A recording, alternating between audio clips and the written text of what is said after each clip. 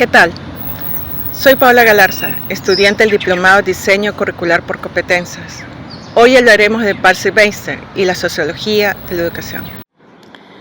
Weinstein nació en el Reino Unido en 1924 y falleció en el año 2000. Este sociólogo, desde 1953, orientó sus aportes al desarrollo de teorías sociológicas sobre educación. En 1960 comenzó su trabajo como profesor universitario en el Instituto de Educación de Londres. En 1971 y 1990, en casi 20 años se dedicó a reformular, extender y corregir una misma obra, llamada Clases, Códigos y Control. Se dedicó a entender algo fundamental: ¿por qué la escuela parece favorecer a unos y dejar atrás a otros? A lo largo de su carrera desarrolló diversas vertientes teóricas, desde sus primeros estudios sociolingüísticos sobre lenguaje público y lenguaje formal, pasando por la sociología del currículo, hasta llegar a su sofisticada teoría del discurso pedagógico y el control simbólico. En breve abordaré su famosa teoría de los códigos y cómo el poder y el control se cuelan en las aulas a través de lo que él llamó dispositivo pedagógico. Prepárense para entender por qué para Weinstein el lenguaje puede ser tanto una herramienta de éxito como la causa de la desilusión escolar. Para entrar en materia, Weinstein puso el foco en algo que usamos todos los días: el lenguaje.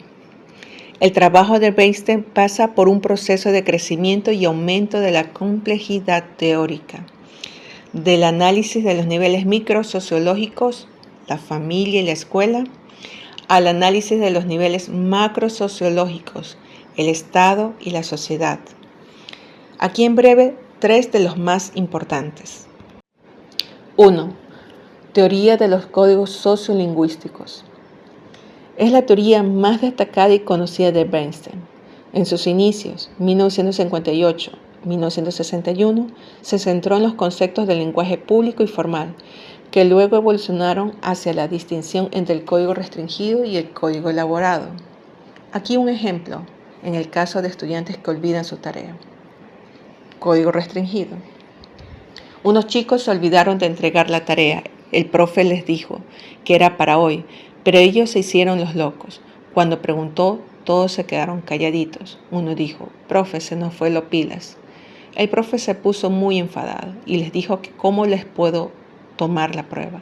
Así no se puede. Código elaborado.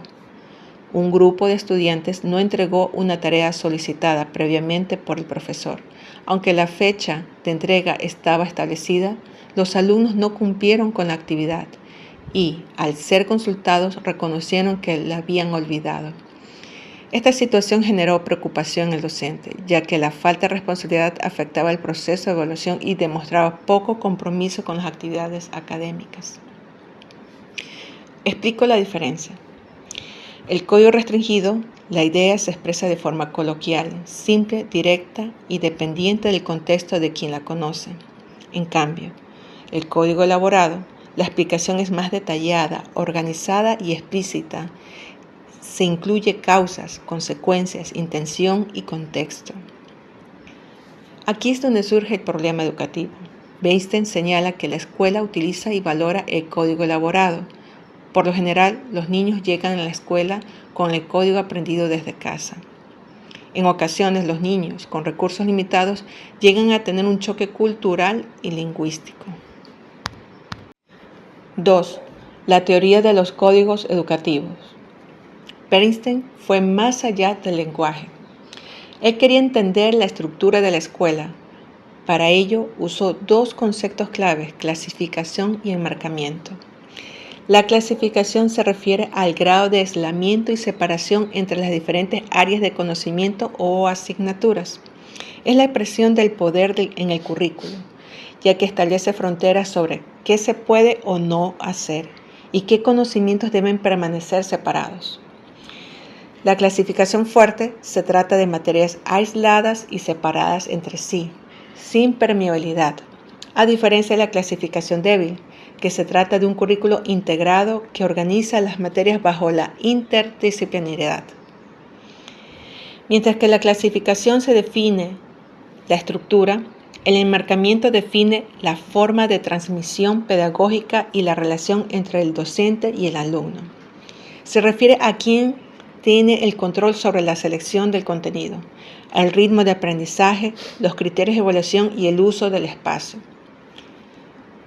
Aquí, el enmarcamiento fuerte es el control explícito y reside en el docente.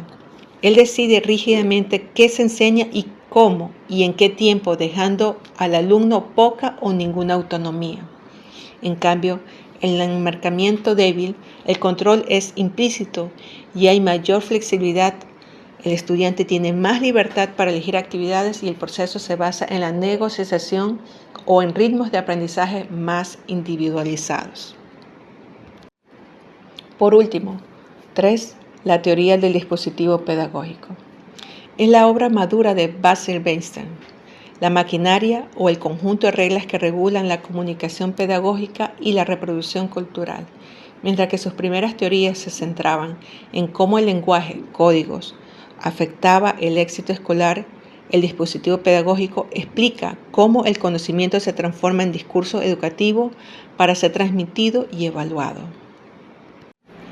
Para concluir, es vital entender que estas 3 teorías no están aisladas, forman un sistema integral. La clase social determina el código lingüístico con que el niño llega a la escuela. Una vez allí, la estructura de la escuela, su clasificación y enmarcamiento, y su dispositivo pedagógico actúan para validar o rechazar ese código original, reproduciendo así la desigualdad social. Weinstein nos enseña que el lenguaje no es solo comunicación, sino una herramienta de poder que posiciona a los sujetos en la sociedad. En la actualidad, su pensamiento sigue siendo profundamente relevante. En el siglo XXI, marcado por la globalización y la tecnología, han surgido nuevas formas de marginación educativa. Los debates sobre la equidad educativa, la reforma del currículo y la necesidad de pedagogías más inclusivas encuentran en los conceptos de Weinstein herramientas críticas para evitar que la escuela siga siendo solo un mecanismo de reproducción de clases.